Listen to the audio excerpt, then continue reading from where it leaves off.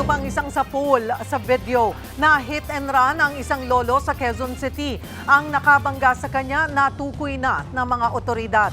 Nasa frontline ng balitang yan, si Gary De Leon.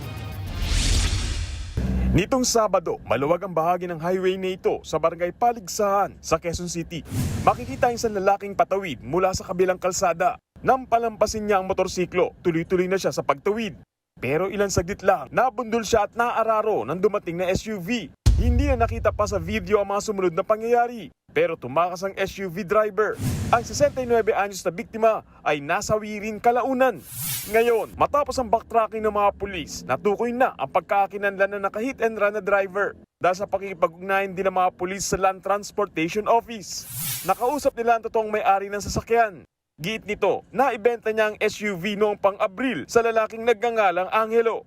Agad pinuntahan ang bahay ni Angelo, pero kasambahay lang nito ang naabutan ng mga otoridad. Nagbigay po kami ng number doon po ma'am para mag-reach out po siya sa amin. Wala pa naman po siyang siniset na araw para po kausapin yung mga biktima. Irerekomenda na ng Quezon City Police sa LTO na bawiin na ang lisensya ng driver habang hinihintay ng mga pulis na magpakita ang suspect sa kanilang tanggapan. Tuloy pa rin ang pagsasampa ng kasong reckless imprudence resulting in homicide at abandonment of victim laban sa suspect.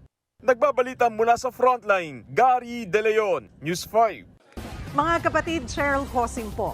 Maging maalam at may pakialam sa mga napapanahong issue at headlines. Mag-follow at mag-subscribe na sa social media pages ng News 5.